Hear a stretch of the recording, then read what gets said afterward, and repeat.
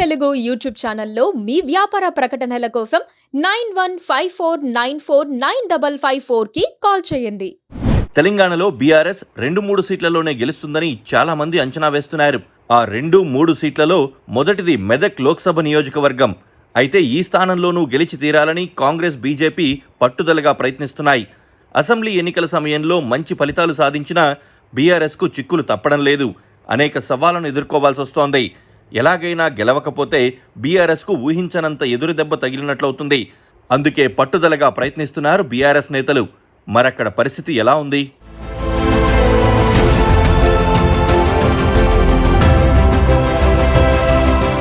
మెదక్ లోక్సభ పరిధిలో అడ్వాంటేజ్ ఎవరికంటే రాజకీయాల గురించి తెలిసిన ప్రతి ఒక్కరూ చెప్పే మాట భారత రాష్ట్ర సమితి. ఎందుకంటే ఈ నియోజకవర్గం పరిధిలోనే సిద్దిపేట ఉంది. అక్కడ 80,000 ఓట్ల మెజారిటీ వస్తుంది. ఇతర నియోజకవర్గాల్లోనూ బీఆర్ఎస్ బలంగా ఉంది. అయితే ఇప్పుడు రాజకీయాలు మారిపోయాయి. మెదక్ పార్లమెంట్ స్థానంలో తమ సత్తా చాటేందుకు బీఆర్ఎస్తో పాటు కాంగ్రెస్, బీజేపీ ముమ్మరంగా ప్రచారాన్ని కొనసాగిస్తూ ప్రతిరోజు కార్యకర్తలతో పాటు ప్రజలతో సమావేశాలు నిర్వహిస్తూ బిజీ అయ్యాయి. దివంగత మాజీ ప్రధాని ఇందిరాగాంధీ ఈ పార్లమెంట్ స్థానం నుంచి గెలిచారు. ఇప్పుడు మళ్లీ ఇందిరమ్మ రాజ్యాన్ని స్థాపిస్తామన్న కాంగ్రెస్ ఎలాగైనా మెదక్ను తమ ఖాతాలో వేసుకునేందుకు విశ్వ ప్రయత్నాలు చేస్తోంది. ఈ స్థానం నుంచి అభ్యర్థి ఎంపికలో కూడా జాతీయ స్థాయిలో సుదీర్ఘ చర్చల అనంతరం బీసీ వర్గంలో ముదిరాజ్ కులానికి చెందిన నీలం మధుకు సీటు కేటాయించింది. ఈ పార్లమెంట్ పరిధిలో మొత్తం 7 అసెంబ్లీ సెగ్మెంట్లు ఉండగా మెదక్, నర్సాపూర్, సంగారెడ్డి, పటాన్చెరు, సిద్దిపేట, దుబ్బాక, గజ్వేలున్నాయి.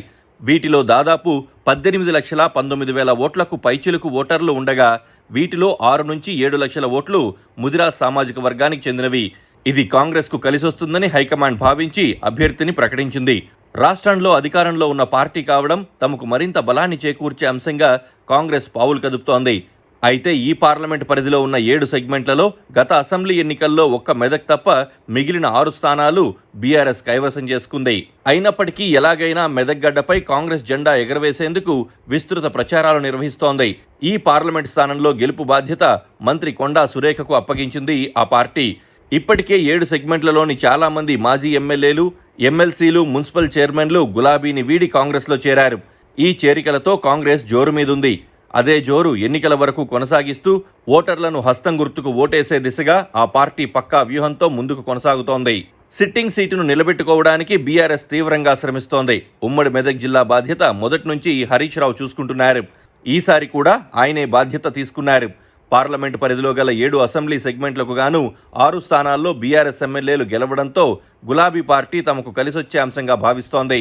అందులో మాజీ సీఎం కేసీఆర్ నియోజకవర్గమైన గజ్వేల్, ట్రబుల్ షూటర్ హరీష్ రావు నియోజకవర్గమైన సిద్దిపేట ఈ పార్లమెంటు పరిధిలోకి రావడంతో బీఆర్ఎస్ ఇక్కడ గెలుపును ఛాలెంజ్గా తీసుకుంది. ఎన్నో ఎన్నికల్లో ఓటమి ఎరుగని మామ అల్లుళ్లైన కేసీఆర్, హరీష్ రావులకు ఈ స్థానం గెలవడం సవాల్గా మారింది. గతంలో సిద్దిపేట జిల్లా కలెక్టర్గా పనిచేసి వీఆర్ఎస్ పొంది గులాబీ పార్టీలో చేరిన వెంకట్రామిరెడ్డిని తమ పార్టీ అభ్యర్థిగా నిలిపింది. సిద్దిపేట కలెక్టర్గా ఉన్న మెదక్, సంగారెడ్డి జిల్లాల ఇన్ఛార్జ్ కలెక్టర్గా కూడా వెంకట్రామిరెడ్డి పనిచేయడంతో స్థానికంగా ప్రజా సమస్యలు పూర్తి స్థాయిలో తమ పార్టీ అభ్యర్థికి తెలుసని, ఇక్కడి ప్రాంతం గోడును ప్రధానికి వినిపించేలా తమ పార్టీ అభ్యర్థి కృషి చేస్తారని ధీమా వ్యక్తం చేస్తున్నారు.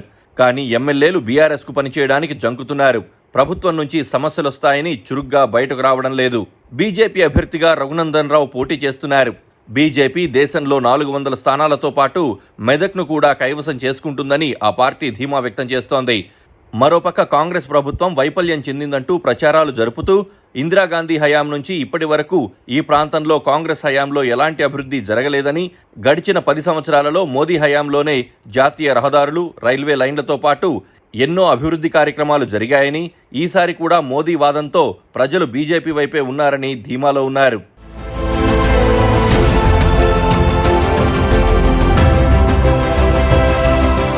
Please subscribe to KTV Telugu. KTV Telugu. KTV Telugu channel.